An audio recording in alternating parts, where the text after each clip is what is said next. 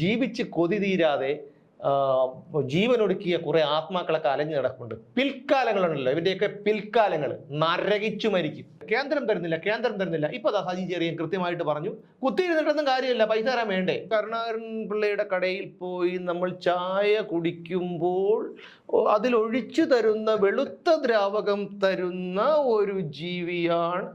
ഇങ്ങനെയാണ് ഇവന്മാർ പറയുന്നത്. നമസ്കാരം.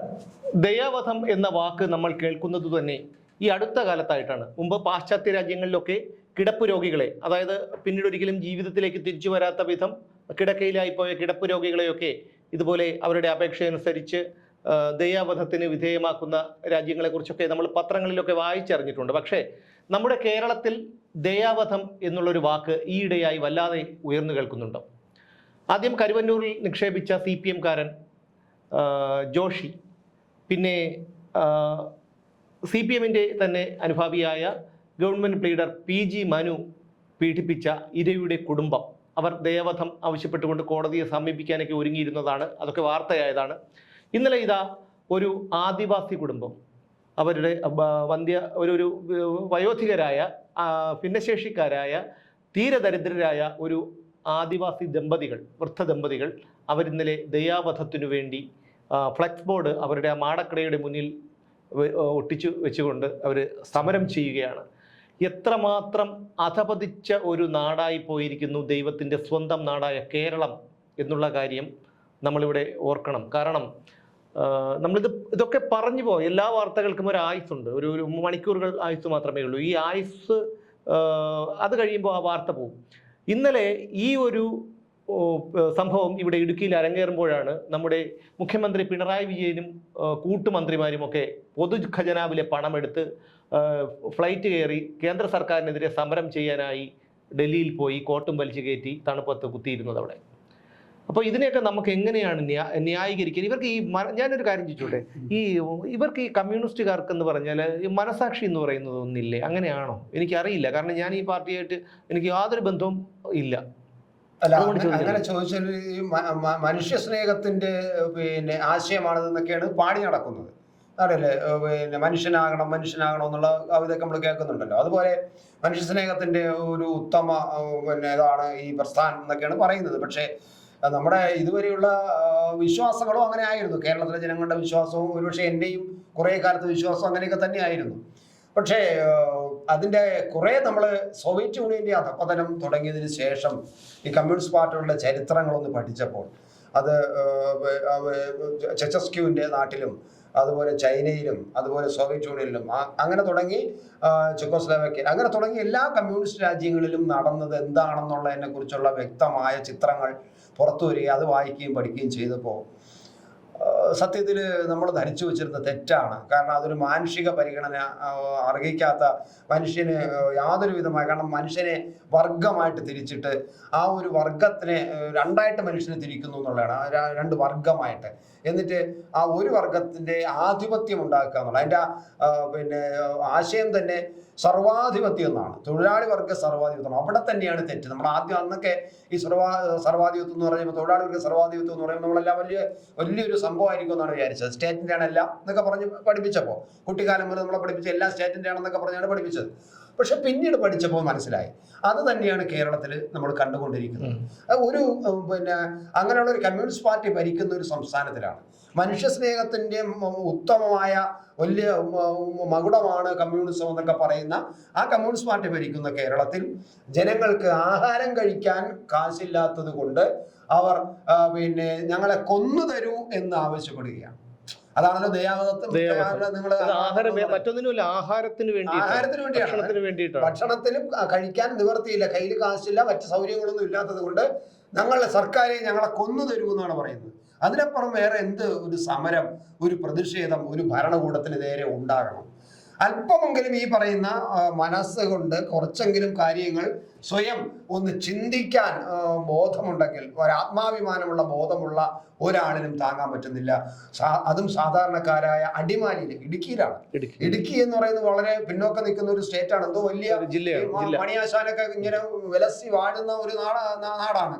പിന്നെ മറ്റേ സെക്രട്ടറി ഉണ്ടല്ലോ, അയാളുടെ പേരെന്തോന്ന്, വർഗീസും മണിയും ഒക്കെ ഇങ്ങനെ വാഴുന്ന ഒരു ജില്ലയാണ്. അവിടെയാണ് ആദിവാസികൾ കൂടുതലുള്ള ജില്ലയാണ്. അവിടെയാണ് ഒരു ആദിവാസി കുടുംബം, അതും ഭിന്നശേഷിക്കാരനായ ഒരു കുടുംബം, ഞങ്ങളെ കൊന്നു തരൂ, അതിനുള്ള പിന്നെ അതിനെങ്കിലും നിങ്ങൾ നിങ്ങളെ കൊണ്ട് ഞങ്ങൾക്ക് അങ്ങനെയെങ്കിലും ഒരു പ്രയോജനം വരട്ടെ. സർക്കാരിനോടാണ് പറയുന്നത്, നിങ്ങളെ കൊണ്ട് ഞങ്ങൾക്ക് അങ്ങനെയെങ്കിലും ഒരു പ്രയോജനം വരട്ടെ. ഞങ്ങൾക്ക് മരിക്കാൻ ഈ ഭൂമിയിൽ ജീവിച്ചത് കൊണ്ട് ദൈവം എടുക്കുന്നത് വരെ ഞങ്ങൾക്ക് ജീവിച്ചിരിക്കണമെന്നുണ്ട്, പക്ഷെ ഞങ്ങളെ കൊണ്ട് കഴിയുന്നില്ല. പിന്നെ ഞങ്ങളെ സംശയിക്കേണ്ടത് നിങ്ങളാണ്, കാരണം നിങ്ങളുടെ സ്റ്റേറ്റാണ്, നിങ്ങൾ തിരഞ്ഞെടുത്തതാണ്. പക്ഷെ നിങ്ങൾക്കൊണ്ടത് കഴിയുന്നില്ല. പിന്നെ ചെയ്യാൻ പറ്റും, നിങ്ങൾക്ക് ഞങ്ങളെ കൊല്ലാൻ പറ്റും, അത് നിങ്ങൾ ചെയ്തു തരിക, ദയവായി നിങ്ങൾ ഞങ്ങളെ കൊല്ലു തരിക. അതാണ് ദയാവധം എന്ന് പറയുന്നത്. അപ്പൊ അത്തരത്തിൽ ഒരു ഗവൺമെന്റ്, അതും നേരത്തെ സുമേഷ് പറഞ്ഞ പോലെ ലക്ഷക്കണക്കിന് രൂപ നമ്മുടെ ഖജനാവിൽ നിന്ന് എടുത്ത് ഈ പറയുന്ന ഒരു 100-100ഓളം പേര് ഇവിടെ നിന്ന് എല്ലാവരും ഫ്ലൈറ്റ് ടിക്കറ്റും കൊടുത്ത് ഭക്ഷണവും ചെലവും ഒക്കെ കൊടുത്ത് കോട്ട വാങ്ങിക്കാനുള്ള പൈസയൊക്കെ കൊടുത്ത് റൂമിന് വാടകയും കൊടുത്ത്, ഇപ്പൊ കണക്ക് വരുമ്പോ അറിയാം. അല്ല, ഇന്നലെ പറഞ്ഞെന്താണ് അവിടെ സർക്കാരിനെതിരെ സമരം? മാധ്യമങ്ങൾ, നമ്മുടെ ഇവിടെ മാധ്യമങ്ങളുണ്ട്, മാധ്യമങ്ങൾ, അവരത് രാവിലെ വരെ, ഇന്നലെ ഉച്ചയ്ക്ക് മുമ്പ് വരെയുള്ള നിലപാട് ഇവിടെ സമരം ചെയ്യുന്നു, മറ്റേയാണ് മറിച്ചാണ് എന്നുള്ളത് നിങ്ങൾക്ക് കണ്ടാൽ അറിയാൻ പറ്റും. അതിനുശേഷം ഉച്ചയ്ക്ക് ശേഷം ഇവർ മാറ്റിയിട്ടുണ്ട്, ഇവിടുത്തെ പ്രമുഖ ചാനലുകൾ ഉൾപ്പെടെ മാറ്റിയിട്ടുണ്ട്. പിണറായി വിജയൻ സമരം നയിച്ചു. പിണറായി വിജയനെ വലിയൊരു വിഗ്രഹവൽക്കരിച്ചുകൊണ്ടാണ് ഇന്നലെ ഉച്ചയ്ക്ക് ശേഷം മാധ്യമങ്ങൾ റിപ്പോർട്ട് ചെയ്തത്. അതൊരു PR വർക്കിന്റെ ഭാഗം തന്നെയാണ്. പക്ഷേ പിണറായി വിജയൻ എന്താണെന്നുള്ള കാര്യം, കാക്ക കുളിച്ചാൽ കൊക്കാകില്ല എന്നുള്ള ഒരു കാര്യം നമുക്ക് എല്ലാവർക്കും അറിയാവുന്ന ഒരു കാര്യമാണ്. പക്ഷേ ഇന്നലെ പറഞ്ഞെന്താണ്, അവിടെ സർക്കാരിനെതിരെ ആഞ്ഞടിച്ചു, വേറെ എങ്ങനെയൊക്കെ അടിച്ചു, പിന്നെ എന്തൊക്കെയാണ് അവർ പറഞ്ഞത്. ഇന്നിപ്പോൾ പറയുന്നത് അത് സർക്കാരിനെതിരെയുള്ള ഒരു സമരമല്ല, അത് കേരളത്തിലെ പ്രശ്നങ്ങൾ സർക്കാരിന്റെ ശ്രദ്ധയിൽപ്പെടുത്താനുള്ള ഒരു ശ്രമമായിരുന്നു എന്നാണ് ഇന്ന് ഏതൊരു മന്ത്രി, ഞാൻ ന്യൂസ് ഉച്ചയ്ക്ക് കണ്ടപ്പോൾ പറഞ്ഞത്. ചെറിയ വേറൊരു കാര്യം കൂടി പറഞ്ഞു, അതായത് പൈസ വേണ്ടേ, പണം വേണ്ടേ, കുത്തിയിരിക്കുന്നവർക്ക് കുത്തിയിരിക്കാം, പൈസ ഉണ്ടെങ്കിലല്ലേ കൊടുക്കാൻ പറ്റും. ഇവനൊക്കെ ഞാൻ ചോദിക്കട്ടെ, ഇവനൊക്കെ ഹെലികോപ്റ്ററിന് വാടക കൊടുക്കാൻ പൈസ ഉണ്ട്, ഇവന് കർട്ടൻ ഉണ്ടാക്കാൻ പൈസ ഉണ്ട്, ഇവനൊക്കെ ചാണകക്കുഴിയും പശുത്തൊഴുത്തും നീന്തൽക്കുളം നവീകരിക്കാനും കോടികൾ പിന്നെ വക്കീലന്മാർക്ക് വേണ്ടി കൊടുക്കാനും ഈ കോട്ടുകൾ വലിച്ചു കയറ്റാനും ഫ്ലൈറ്റിൽ പറക്കാനും കിയാ കാർണിവൽ വാങ്ങാനും തിന്നുമുടിക്കാനും പണമുണ്ട്. ഇവിടെ പാവങ്ങളുടെ പൈസ എടുത്തിട്ടാണ് ഇവരൊക്കെ ഇത് കാണിക്കുന്നത്. ഒന്ന് ആലോചിച്ച് നോക്കണം. കേന്ദ്ര ധനമന്ത്രി നിർമ്മല സീതാരാമൻ ഇന്നലെ കണക്കുകൾ ഉൾപ്പെടെ, അതായത് നമ്മൾ മറ്റൊരു പാർട്ടിക്കാരൻ, ഇപ്പൊ നിർമ്മല സീതാരാമനോ നമ്മൾ എന്തുകൊണ്ടാണ്, ഞാൻ BJP അനുഭവം ഉണ്ടെന്നല്ല, നമ്മളിപ്പോൾ കൃത്യമായി കാര്യങ്ങൾ പറയുന്നത്, കാര്യങ്ങൾ പറയുമ്പോൾ നമുക്കത് മനസ്സിലാവും. അവർ പറയുന്നതാണ് കൃത്യമായി ചുരുങ്ങിയ വാചകങ്ങൾക്കുള്ളിൽ അവരത് പറഞ്ഞു ഒപ്പിച്ചു, പറഞ്ഞ് അവരിത് അപ്പൊ നമുക്ക് കേൾക്കുന്നവർക്ക് മനസ്സിലാവും. കേൾക്കുന്നവർക്ക് മനസ്സിലാവും. പക്ഷേ ഈ രാജീവിനോടോ MA ബേബിയോടോ ഒക്കെ ചോദിച്ചാൽ ആഗോളവൽക്കരണം അങ്ങനെയുള്ള കുറെ, പശുവിനെ പറ്റി ചോദിച്ചാൽ പറയും, പശു എന്ന് പറഞ്ഞു കഴിഞ്ഞാൽ എൻ്റെ വീടിൻ്റെ ഒരു 300 ഫർലോങ് മാറിയിട്ടൊരു രാഘവൻ നായരുടെ വീടുണ്ട്, അതിൻ്റെ വടക്കു ഭാഗത്തായി ഒരു 4 കാലൊക്കെ വെച്ചിട്ടൊരു തൊഴുത്ത് പോലൊരു സാധനമുണ്ട്, അതിനകത്തൊരു വരുമ്പോൾ ഒരു ജീവി, 4 കാലും 1 വാലും 2 കണ്ണുകളും ഒക്കെ ഉള്ള ഒരു ജീവി. താത്വികമായിട്ട് നമ്മൾ ഇത് അവലോകനം ചെയ്താൽ, നമ്മൾ ഈ രാവിലെ കരുണാകരൻ പിള്ളയുടെ കടയിൽ പോയി നമ്മൾ ചായ കുടിക്കുമ്പോൾ അതിലൊഴിച്ചു തരുന്ന വെളുത്ത ദ്രാവകം തരുന്ന ഒരു ജീവിയാണ്. ഇങ്ങനെയാണ് ഇവന്മാർ പറയുന്നത്. ആർക്കും ഒന്നും മനസ്സിലാവരുത്. പശു എന്താണെന്ന് ചോദിച്ചാൽ പശു എന്താണെന്ന് പറഞ്ഞാൽ പോരെ. അല്ല, അത് ഈ ബഡ്ജറ്റ് വന്നപ്പോ ബാലഗോപാലിനെ ചർച്ചയ്ക്ക് വിളിച്ചല്ലോ പലയിടത്തും, പല ചാനലിലും. എന്ത് പറയണു, ഓരോ സാമ്പത്തിക ശാസ്ത്രന്മാരൊന്നും ഓരോ ചോദ്യങ്ങൾ ചോദിക്കുകയാണ്. ഒരു വ്യക്തമായ ഒരു മറുപടി പറയാനോ, കൃത്യമായിട്ടും ഒരു എക്കണോമിസ്റ്റ് പറയുന്ന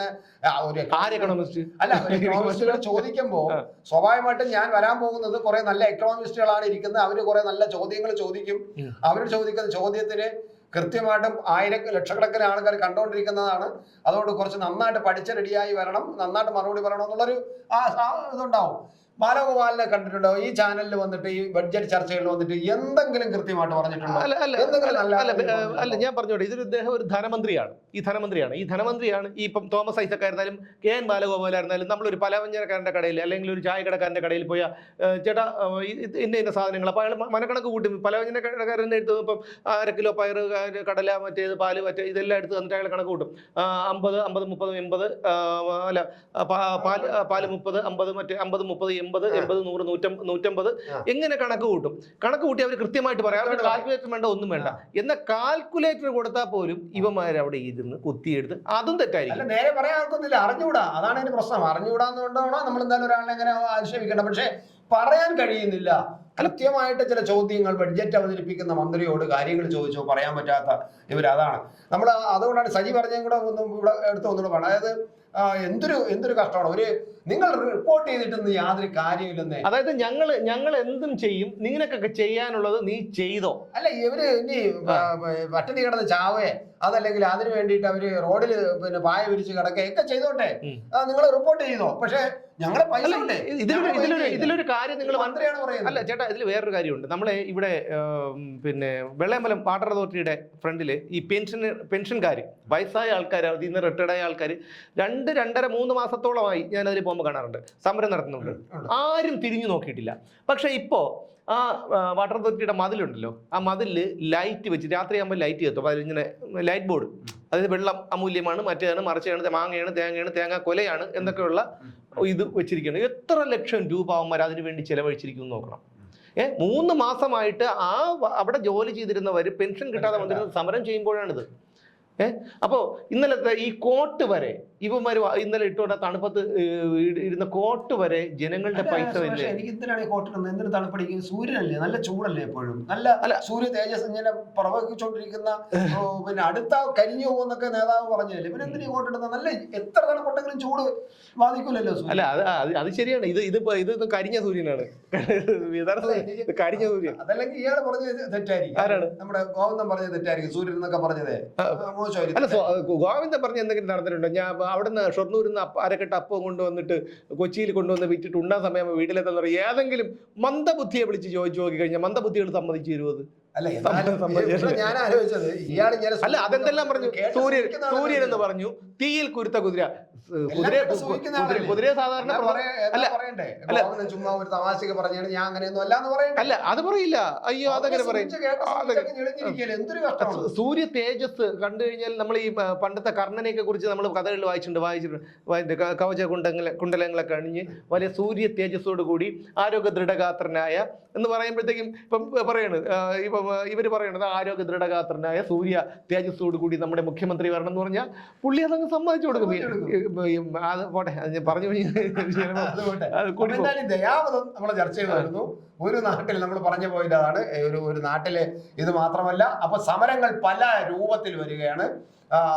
നമ്മുടെ അന്നക്കുട്ടി, അല്ല നമ്മുടെ മറിയക്കുട്ടി, അന്ന ജോസഫ്. പിന്നെ വേറെ ചക്കിട്ടപ്പാറയിലെ ജോസഫ് എന്ന് പറയുന്ന ഒരു ഭിന്നശേഷിക്കാരൻ പെൻഷൻ കിട്ടാതെ മരിച്ചു, ആത്മഹത്യ ചെയ്തു.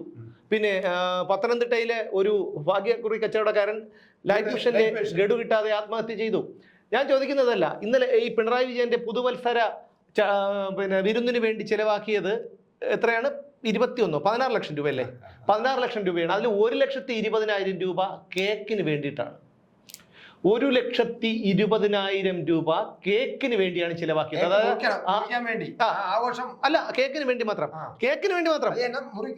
മുറിച്ച് എടുക്കുന്ന കേക്കല്ലേ, വലിയ കേക്ക് മേശപ്പുറത്ത് വയ്ക്കുന്നത്. ഇനിയിപ്പോ അതിനകത്ത് എന്താണ് വല്ല വജ്രം അങ്ങനെ എനിക്ക് അറിഞ്ഞൂടാ. ആഘോഷത്തിന്റെ കേക്ക്. അപ്പൊ 1,20,000 രൂപ. നമ്മൾ മനസ്സിലാക്കേണ്ട ഒരു കാര്യം, 1,600 രൂപയാണ് ക്ഷേമ പെൻഷൻ. അപ്പോൾ എത്ര പേർക്ക് ഈ 1,20,000 രൂപ കൊണ്ട് എത്ര പേർക്ക് കൊടുക്കാൻ പറ്റും? 1,600, 16,000, 200 പേർക്ക് കൊടുക്കാൻ പറ്റും. 1,600 രൂപ വെച്ച് 200 പേർക്ക് പിന്നെ ക്ഷേമ പെൻഷൻ കൊടുക്കാനുള്ള പണമാണ് ഈ പിന്നെ കേക്ക് മാത്രം മുറിച്ച് കളഞ്ഞത്. ജനങ്ങളുടെ വിഷമറിയുന്ന ഒരു സർക്കാരാണെങ്കിൽ ഇതിനെല്ലാം നിജപ്പെടുത്തുമായിരുന്നു, ഇതിനെല്ലാം നിയന്ത്രിക്കുമായിരുന്നു. അല്ല, ഞാൻ ചോദിച്ചോട്ടെ, ഇപ്പൊ നമുക്കിപ്പോ സർക്കാരിന് നിയന്ത്രിക്കാൻ പറ്റാത്ത ഒരു ചെലവാണെങ്കിൽ നമുക്കത് ഓക്കെ, നമുക്ക് അല്ല അനുവദിച്ചു കൊടുക്കാം. പക്ഷേ 1,20,000 രൂപയുടെ കേക്ക്, 16 ലക്ഷം രൂപയുടെ പുതുവത്സര വിരുന്ന്, 26 ലക്ഷം രൂപയുടെ ഓണസദ്യ, 1,05,00,000 രൂപയുടെ ആഡംബര ബസ് നവകേരള സർക്കിട്ടിന്, 35 ലക്ഷം രൂപ അവർക്ക് DA ആയിട്ട് കൊടുത്തിരിക്കുന്നു, 75 ലക്ഷം രൂപ കമലയ്ക്കും വിജയനും 2 വർഷത്തെ മാത്രം ചികിത്സാ ചെലവ്, 42 ലക്ഷം രൂപ. ഇത് പലതവണ പറഞ്ഞാണ്, ഛർദ്ദിക്കാൻ വരുന്നു, പക്ഷേ പറയാതിരിക്കാൻ വയ്യ, നിങ്ങളൊന്ന് കേൾക്കാൻ വേണ്ടി പറയാണ്. 42 ലക്ഷം രൂപയുടെ നീന്തൽക്കുളം നവീകരണം, 42 ലക്ഷം രൂപയുടെ പശുത്തൊഴുത്ത്, 3.25 ലക്ഷം രൂപയുടെ ചാണകക്കുഴി, 7.5 ലക്ഷം രൂപയുടെ കർട്ടൻ, 25 ലക്ഷം രൂപയുടെ ലിഫ്റ്റ്, പിന്നെ 33,33,000 രൂപയുടെ കിയ കാർണിവൽ, പിന്നെ ഇപ്പോൾ തന്നെ ഈ KSIDCയുടെ കേസ് പറയാൻ വേണ്ടി CS വൈദ്യനാഥന് മാത്രം കൊടുത്തത് ഓൺലൈനിൽ അദ്ദേഹം വാങ്ങുന്നത് 24 ലക്ഷം രൂപയാണ്. അപ്പൊ ഒന്ന് ആലോചിച്ച് നോക്കൂ. ഷുഹൈബ് വധക്കേസ് CBIക്ക് വിടാതിരിക്കാൻ, പെരിയാർ ഇരട്ടക്കൊലക്കേസ് CBIക്ക് വിടാതിരിക്കാൻ, ഗവർണർക്കെതിരെയുള്ള കേസ്, കേന്ദ്ര സർക്കാരിനെതിരെയുള്ള കേസ്, ഇതെല്ലാം നടത്താൻ വേണ്ടി കോടികളാണ് പൊടിച്ചു കളഞ്ഞത്. പിന്നെ KM എബ്രഹാം, ലോക്നാഥ് ബെഹ്റ, VP ജോയ്, ഇങ്ങനെയുള്ള പിണറായി വിജയന്റെ പണ്ടത്തെ ശിങ്കിടികളെ എല്ലാം ഇത് കഴിഞ്ഞു വന്നതിന് ശേഷം റിട്ടയർഡ് ആയതിനു ശേഷം ഓരോ സ്ഥലങ്ങളിൽ പ്രതിഷ്ഠിച്ചു. അവരുടെയൊക്കെ VP ജോയിയുടെ ശമ്പളത്തിനെ കുറിച്ച് വിവരാവകാശ നിയമപ്രകാരം ചോദിച്ചപ്പോൾ ശമ്പളം ആ വിവരാവകാശ നിയമപ്രകാരം കിട്ടിയിട്ടില്ല. പിന്നെ ഓരോ മന്ത്രിമാർക്കും 2 വർഷം കൂടുമ്പോൾ പേഴ്സണൽ സ്റ്റാഫുകളെ മാറ്റുന്നു. എന്തൊക്കെയാണ് ഇത് ഞാൻ പറയുന്നത്? ഇത് ജനങ്ങളുടെ കഴിവുകേടാണ്. കേരളത്തിലെ ജനങ്ങളുടെ കഴിവുകേടാണ്. ജനങ്ങളാണ് തീരുമാനിക്കേണ്ടത് എന്ത് ചെയ്യണമെന്ന്. തെരഞ്ഞെടുപ്പ് വരുന്നവരൊന്നും കാത്തിരിക്കാനൊന്നും പറ്റുന്നില്ല. തെരഞ്ഞെടുപ്പ് വരുമ്പോഴത്തേക്ക് ഉള്ള കാര്യം പിന്നീടുള്ള കാര്യം. കേരളത്തിലെ ജനങ്ങൾ അങ്ങനെ കാത്തിരിക്കുകയാണ്. തെരഞ്ഞെടുപ്പ് വരട്ടെ എന്നാണ് അവർക്കൊന്നിനും. ഞാൻ ചോദിച്ചോട്ടെ, 5 വർഷം ആകുമ്പോൾ ഇവനെയൊക്കെ കയറ്റിയിരുത്തും. അത് കഴിയുമ്പോൾ ഇവനക്കാർ ഇത് തന്നെ കാണിക്കും. ഈ 5 വർഷം നമ്മുടെ ജീവിതം തുലയ്ക്കാനാണോ? എന്ത് വേണമെന്ന് ജനം തീരുമാനിക്കണം, എന്താണ് വേണ്ടതെന്ന്. അല്ല, ഇതിനകത്ത് വേറൊരു ഒരു പോയിന്റ് കൂടെ ഉണ്ട്. അതായത് ഈ മുഖ്യമന്ത്രി പിണറായി വിജയന്റെ വലിയൊരു പദ്ധതിയാണ് അതിദരിദ്രരെ ഇല്ലാതാക്കി എന്നുള്ളത്. അതിദരിദ്രരെ ഇല്ലാതാക്കി എന്നല്ല, അടുത്ത വർഷത്തോടു കൂടി ഇല്ലാതാക്കും. അല്ല, ആക്കിയതിൽ ഏകദേശം ഞങ്ങൾ അതിന്റെ ഒരു പരിപാടി ഇനി അതിന്റെ മാക്സിമം ആയി കഴിഞ്ഞു. ഇനി കുറച്ച് വരെയുള്ള അവരെയും കൂടെ ഞങ്ങൾ അതിദരിദ്രരെ ഇല്ലാതാക്കും. അപ്പൊ ആ പദ്ധതി പൂർത്തിയാക്കും എന്നാണ് പറയുന്നത്. അതിനുള്ള ലിസ്റ്റ് കണ്ടെത്തി കഴിഞ്ഞു, അവർക്ക് വേണ്ട സൗകര്യങ്ങളെല്ലാം ചെയ്തു കൊടുത്ത് കഴിഞ്ഞു തുടങ്ങി എന്ന് പറയാണ്. അവിടെയാണ് ഈ പറയുന്നത് ഞങ്ങളൊന്ന് കൊന്നു തരൂ, ഞങ്ങൾക്ക് ജീവിക്കാൻ നിവർത്തിയില്ല, ആഹാരം കഴിക്കാൻ നിവർത്തിയില്ല, കൊന്നു തരൂ എന്ന് പറഞ്ഞത് അവർ പ്രതിഷേധിക്കാൻ പോകും. അല്ല അത് പറയാം. ഈ ഇപ്പം അതിദരിദ്രർ എന്ന് പറഞ്ഞപ്പോഴാണ് ഞാൻ പറയുന്നത്, 3.5 കോടി ജനങ്ങളാണ് കേരളത്തിലുള്ളത്. ഈ 3.5 കോടി ജനങ്ങളിൽ എത്ര അതിദരിദ്രരുണ്ടാവും നമുക്ക് ഊഹിക്കാവുന്നതേ ഉള്ളൂ. ഒരു വളരെ ചെറിയൊരു ശതമാനം പേരാണ്.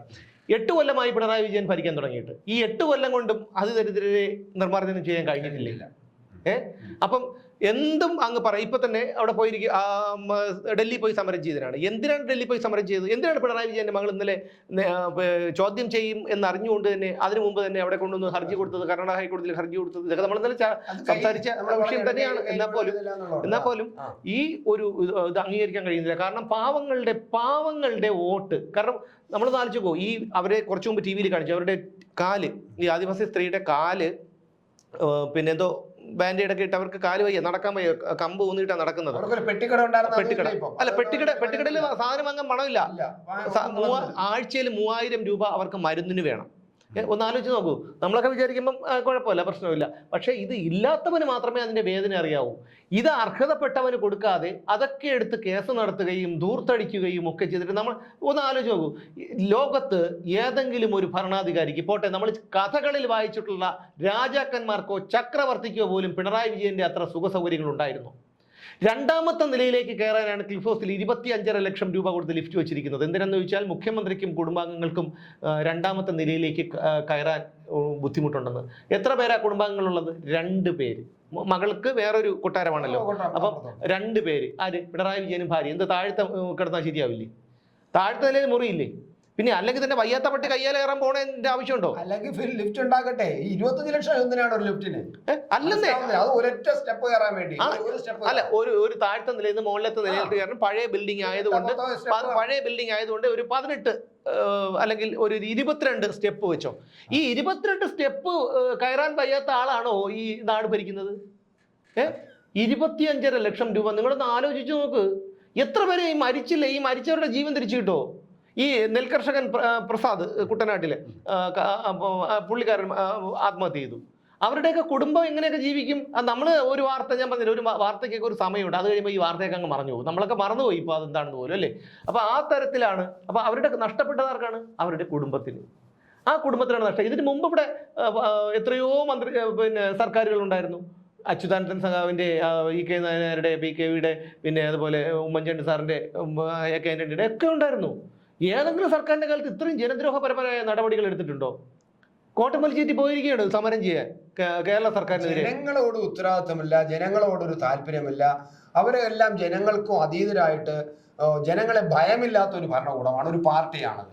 ജനങ്ങൾ ഭയന്ന് ഈ പാർട്ടിയെ പേടിച്ച് നിന്നുകൊണ്ടും പാർട്ടി സാധാരണ ജനാധിപത്യത്തിൽ പാർട്ടികൾ ജനങ്ങളെ ഭയക്കും. കാരണം വോട്ട് നേടാനുള്ളതാണ്. ജനങ്ങൾ എതിർത്താൽ നമുക്ക് നിലനിൽപ്പില്ലാതാവും പാർട്ടി. ഈ പാർട്ടിക്ക് അങ്ങനെ ഭയമില്ല. കാരണം ജനങ്ങളെ പേടിപ്പിച്ച് പാർട്ടിയുടെ കൂടെ നിർത്തുകയാണ്. അതുകൊണ്ടാണല്ലോ ഈ ന്യൂനപക്ഷങ്ങളെയൊക്കെ ഇങ്ങനെ പേടിപ്പിച്ച് നിർത്തിയിരിക്കുന്നത്. നിങ്ങൾ പേടിച്ച് നിന്നോളം നിങ്ങളെ ഇപ്പൊ വിഴുങ്ങും, നിങ്ങളിപ്പോ കൊല്ലും, നിങ്ങളെ ഇപ്പൊ പറഞ്ഞുവിടും, ഇപ്പൊ നിങ്ങളെ പാകിസ്ഥാനിൽ കൊണ്ടുവിടും. ഇങ്ങനെ പേടിപ്പിച്ച് ഭയപ്പെടുത്തിയിട്ട് അങ്ങനെ മൊത്തം ജനങ്ങളെ ഭയപ്പെടുത്തുക, അതിലൂടെ കാര്യം നേടുക എന്നുള്ളൊരു പ്രസ്ഥാനമാണിത്. അതുകൊണ്ട് ഇപ്പോഴും അതാണ്. അതുകൊണ്ടാണ് ഇപ്പം ഈ വൃദ്ധ ദമ്പതികള് സമരം നടത്തിയപ്പോൾ ബാനർ അഴിച്ചു മാറ്റാൻ വേണ്ടി CPM ബാനർ ഒന്ന് അഴിച്ചു മാറ്റി ഇവിടെ വെച്ചോണ്ടിരിക്കരുതെന്ന് പറഞ്ഞു. പേടിപ്പിക്കലാണ്, ഭയപ്പെടുത്തലാണ്. ഭരണത്തിന്റെ അധികാരമുണ്ട്, ഞങ്ങൾ പാർട്ടിയാണ്. ആരാണ് വന്നിരിക്കുന്നത് അറിയാമോ? CPM ആണ്. പണ്ട് ഒരു മന്ത്രി, നമ്മുടെ ശിവൻകുട്ടി മന്ത്രി തിരുവനന്തപുരത്ത് പ്രസംഗിച്ച് ഞാൻ വരുന്ന എവിടെ നിന്നാണെന്ന് അറിയാമോ? CPM എന്നാണ്. അതായത് അല്ല, ഈ ഗുണ്ടായിസം കാണിക്കുന്ന അല്ലെങ്കിൽ ക്രിമിനൽസം ഉള്ളത് ആർക്കാണ്? ഞാൻ എണ്ണി പറഞ്ഞുതരാം. പിണറായി വിജയന്റെ മറ്റ് കേസുകളെല്ലാം വിടാം, ലാവലിനൊക്കെ വിടാം. വാടിക്കൽ രാമകൃഷ്ണൻ എന്ന് പറയുന്ന ഒരു മനുഷ്യനെ, ഒരു ചെറുപ്പക്കാരനെ കല്ല് വെട്ടുന്ന മഴ കൊണ്ട് വെട്ടിക്കൊലപ്പെടുത്തിയ കേസിലെ 1-ാം പ്രതിയാണ് പിണറായി വിജയൻ. പിന്നീട് കുറ്റവിമുക്തനൊക്കെ ആക്കി. അതൊക്കെ അതിന്റെ പിന്നിലെ നാടകങ്ങളൊക്കെ പലർക്കും അറിയാം.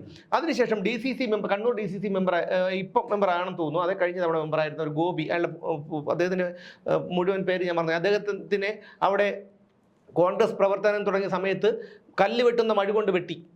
അയാൾ പത്രത്തിൽ പറഞ്ഞിട്ടുണ്ടായിരുന്നു. 2 വർഷം മുമ്പുള്ള ഒരു പത്രത്തിൽ വന്നിട്ടുണ്ടായിരുന്നു, പല മാധ്യമങ്ങളിലും വന്നിട്ടുണ്ടായിരുന്നു. കല്ല് വെട്ടുന്ന മഴ കൊണ്ട് വെട്ടി, കൈ കൊണ്ട് തടുത്തു, കൈ വെട്ടി മാറിപ്പോയി. ആ അവസാനം ഓടി CRPFന്റെ ക്യാമ്പ് നടക്കുന്ന ഒരു സ്ഥലത്ത് ഓടി കയറിയത് കൊണ്ട് മാത്രം ജീവൻ തിരിച്ചു കിട്ടി. ആ കൈ അതെല്ലാം ഉണ്ടായിരുന്നു പടത്തിൽ. അത് പിണറായി വിജയൻ. സക്കീർ ഹുസൈൻ കളമശ്ശേരി ഏരിയ സെക്രട്ടറി ആയിരുന്നു. ഗുണ്ടായിസം, കിഡ്നാപ്പിംഗ്, അനധികൃത സ്വത്ത്, അയാളുടെ കയ്യിലില്ലാത്ത പരിപാടികളൊന്നുമില്ല. PV അൻവർ, അയാളുടെ കയ്യിലില്ലാത്ത എന്തെങ്കിലും പരിപാടിയുണ്ടോ PV അൻവറിന്റെ? പിന്നെ ഒരു കൂപ്പർ അനിൽകുമാർ, അവിടുത്തെ തൊഴിലാളി സംഘടനാ നേതാവാണ്. കൂപ്പർ അനിൽകുമാർ. PV ശ്രീനിധി, അദ്ദേഹത്തിന്റെ പേര് പറയാൻ പേടിയാണ് കേട്ടോ. നമ്മുടെ കുന്നത്തുനാട് MLA, അദ്ദേഹത്തിന്റെ പേര്, അദ്ദേഹം ഇതേപോലെ ജയിലിൽ പോകാൻ വയ്യാത്തതുകൊണ്ടാണ് കേട്ടോ. അപ്പം നമ്മുടെ Kunnathunad MLA Shri PV Sreenijan sir, അദ്ദേഹം ഒരുപാട് സമ്പാദിക്കുകയും 60 ലക്ഷം രൂപ എന്തോന്നുള്ള ED ഒക്കെ ചോദ്യം ചെയ്തതാണ് അദ്ദേഹം. പിന്നെ അതുപോലെ അങ്ങനെ ഇപ്പം MA ബേബി പീഡനക്കേസിലെ പ്രതിയാണ്. കടകംപള്ളി സുരേന്ദ്രന്റെ കാര്യങ്ങളൊക്കെ നമുക്ക് അറിയാം. ശ്രീരാമകൃഷ്ണന്റെ കാര്യങ്ങളൊക്കെ നമുക്കറിയാം. പിന്നെ അതുപോലെ അങ്ങനെ എല്ലാ മേഖലയിലും ഏത് കാര്യങ്ങളിൽ നോക്കിയാലും ഒരു എന്താണ്, ഏത് ക്രിമിനൽസും ചെയ്യുന്ന ഒരു ആൾക്കാരുടെ ഒരു കൂട്ടമായി മാറിയിരിക്കുകയാണ് CPM എന്നുള്ളത്. പക്ഷെ ഇത് അംഗീകരിച്ചു കൊടുക്കാൻ പറ്റുന്ന ഒരു കാര്യമൊന്നുമല്ല. ഒരു ദയാവധം വേണം എന്ന് പറയുമ്പോൾ അതെല്ലാം കണ്ടില്ലെന്ന് നടിച്ച് കേന്ദ്രം ഞങ്ങൾക്ക് തരുന്നില്ല. കേന്ദ്രം കൊടുക്കാത്ത എന്താണ്? കടം വാങ്ങിക്കുക. ഈ കടം വാങ്ങിക്കുന്നതിന് പരിധി കൂട്ട്. കേന്ദ്രം തരുന്നില്ല എന്ന് പറയാൻ വേണ്ടിയിട്ട് ഒരു സർക്കാരോട് ആവശ്യമില്ല. കേന്ദ്രം ഭരിക്കട്ടെ എന്ന് അതാണ് പറഞ്ഞത്. നിങ്ങൾക്ക് മാൻഡേറ്റ് തന്നത്, നിങ്ങൾക്ക് വോട്ട് തന്നത്, നിങ്ങളെ ജയിപ്പിച്ചത്, അധികാരം തന്നത് നിങ്ങളെ ഇവിടെ ഉള്ള റിസോഴ്സ് വെച്ചിട്ട് നമ്മളെ ഭരിക്കാൻ വേണ്ടിയിട്ടാണ്. നമുക്ക് വേണ്ട സൗകര്യങ്ങൾ ചെയ്തു തരാൻ വേണ്ടിയിട്ടാണ്. ഞങ്ങൾക്ക് ഇതുപോലെ ഞങ്ങളുടെ പ്രശ്നങ്ങളൊക്കെ പരിഹരിക്കാൻ വേണ്ടിയിട്ടാണ്. അതിന് കേന്ദ്രം തരുന്നില്ലേ എന്ന് പറഞ്ഞിട്ട് കേന്ദ്രത്തിന് മോളി കുറിച്ച് കേന്ദ്രം ഒന്ന് ഭരിക്കട്ടെ, നിങ്ങൾക്ക് മാറിക്കൊടുക്കും. അല്ല, ഒരു കാര്യം നോക്കിയാൽ മതി. ഉമ്മൻചാണ്ടി സർക്കാർ ഇറങ്ങുന്ന സമയത്തുള്ള കേരളത്തിന്റെ പൊതുകടവും ഇപ്പോഴുള്ള പൊതുകടവും നിങ്ങൾ നോക്കിയാൽ മതി. എന്തുമാത്രം കടങ്ങളാണ് കിട്ടാവുന്നത്. ഞാൻ പറഞ്ഞില്ലേ, ഇനി കടം വാങ്ങാൻ ഒരിടത്തുമില്ല. ഇനി ആകെ ഉള്ളത് തമിഴ്നാട്ടിൽ നിന്ന് പറഞ്ഞ പൂതലിംഗ അണ്ണാച്ചിയാണ്. ആ പൂതലിംഗ അണ്ണാച്ചി പോലും ഇപ്പൊ ആഴ്ചപ്പിരിവിനെ കൂടെ പൈസ കൊടുത്തോണ്ടിരുന്നതാണ്. ഇപ്പൊ അങ്ങനെ പോലും വരുന്നില്ല എന്നാണ് അറിഞ്ഞത്. കാരണം ഈ പിണറായി സർക്കാർ കടം ചോദിക്കുമെന്ന് പേടിച്ചിട്ട് അയാൾ പോലും ഇപ്പൊ വരാത്തൊരവസ്ഥയാണ് കേരളത്തിലേക്ക്. അതുകൊണ്ട് സാധാരണക്കാരുടെ മറുപടി ഒരു കാര്യം ഉറപ്പിച്ച് പറയാം, ഈ ജീവിച്ച് കൊതി തീരാതെ ജീവനൊടുക്കിയ കുറെ ആത്മാക്കളൊക്കെ അലഞ്ഞു നടക്കുന്നുണ്ട്. പിൽക്കാലങ്ങളുണ്ടല്ലോ, ഇവന്റെയൊക്കെ പിൽക്കാലങ്ങൾ നരകിച്ചു മരിക്കും, നരകിച്ച് ചാകും. മരിക്കുന്നല്ല, നരകിച്ച് ചാകും. അത് നിങ്ങൾ നോക്കിക്കോ. കാരണം ഒരാളും മരിക്കാൻ ഇഷ്ടപ്പെടില്ല. എല്ലാവർക്കും ജീവിക്കണം, അടിസ്ഥാന സൗകര്യങ്ങൾ വേണ്ടേ? മറ്റുള്ള ആഡംബര സൗകര്യങ്ങളൊക്കെ വിടാം. ആഹാരം, വസ്ത്രം, പാർപ്പിടം, ഇത് 3 കൊടുക്കാൻ പറ്റാത്തവര് പിന്നെ എന്തിനാണ് ഭരിക്കുന്നത്?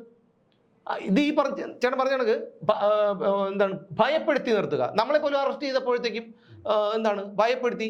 സർക്കാരിനെതിരെ മിണ്ടരുത്, പിണറായി വിജയനെതിരെ എഴുതരുത്, മറ്റേനെതിരെ ഉണ്ടാക്കരുത്. ഇത് നമ്മൾ അടിമയാണോ?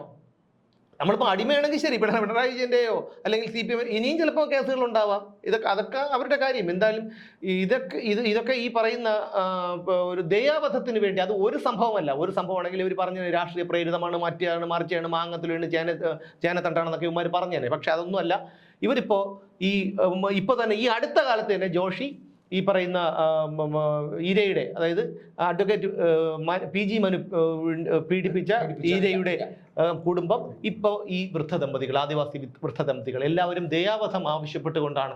അതും നിസ്സാരം 5 മാസത്തെ ഇവർ പറഞ്ഞ 5 മാസത്തെ ഇതല്ലേ ഉള്ളൂ. ഇപ്പം അത് അങ്ങനെയാണ് ഇപ്പം പറഞ്ഞിരുന്നത്, ഇതുവരെ പറഞ്ഞിരുന്നത് 5 മാസത്തല്ലേ ഉള്ളൂ. പിന്നെ പറയുന്നത് എന്താണ്, സർക്കാർ തരുന്നില്ല, കേന്ദ്രം തരുന്നില്ല. ഇപ്പൊ സജി ചെറിയൻ കൃത്യമായിട്ട് പറഞ്ഞു, കുത്തിയിരുന്നിട്ടൊന്നും കാര്യമില്ല, പൈസ തരാൻ വേണ്ടേ.